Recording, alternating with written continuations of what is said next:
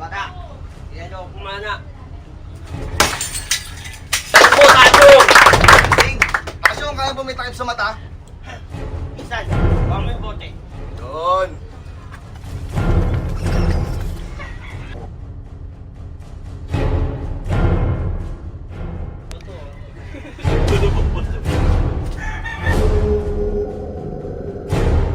Asyong, sablay!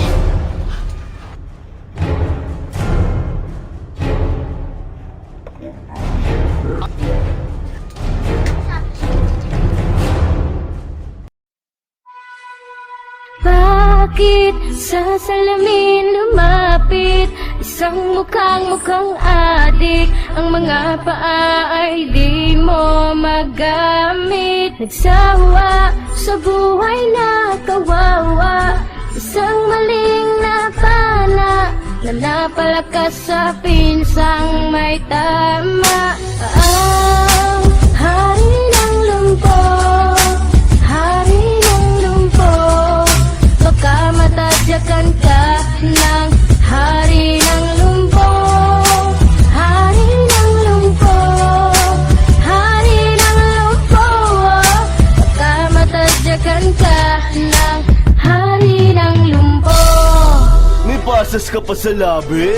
Gusto mo na maghari sa mga lumpo? Minsan sa isang lugar sa Maynila, may taong isang siga, ngunit pa ay mahina. Di makapaglakad pagkat paa ay kay bigat. Kahit pilitin ay hindi na maiunat ang ugat na umurong.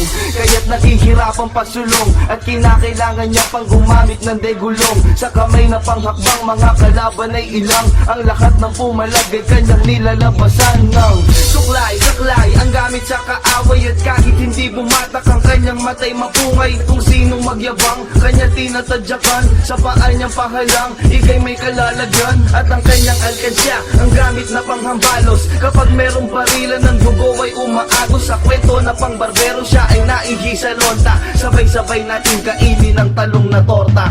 Bakit sa salamin lumapit isang mukhang adik?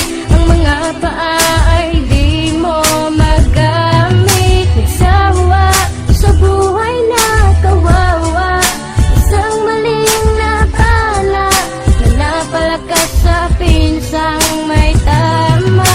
Ang hari ng lumpo, hari ng lumpo, baka matadyakan ka ng hari ng lumpo. Hari ng lumpo, hari ng lumpo, baka matadyakan ka ng hari ng lumpo. Sino may sabi sa inyo pumasok kayo sa manukan ko? Akin ang tutang ito! Hindi! Kay Taso! Ilusong ang kanal at ang kalaban ay nahulog. Galang-halang sa mata, tsaka na muna matutulog. At sila'y lumangawa sa pagsilang ng isang mama. Ang baba ng kaibigan ay siyang pinapanghasa. Lahat sila'y balot, nakakabaho ng pangahit. Mga bakal na may nagbabagang pinapaahit-ahit. Sa hangin sumasangsang nakakapanghina ng tama. At hindi mo matanggap na ang paa di mapagana. Nakakangawit subalit sa kabila ng lahat, ang maitulak lamang ang nag-iisa niya panghangad. At nang hindi mapapatid sa paan ng kabiguan, at hindi ipagpapalit kahit sa dinuguan. Ngunit nung dumating ng araw na gusto na niyang paliguan, ay huli na ang lahat, wala ng buhay kanyang pinsay. Na panapala niya tumulong ang dugo ng bongga. Ngayon alam niyo na ang kwento ni Tasyong Jabonga.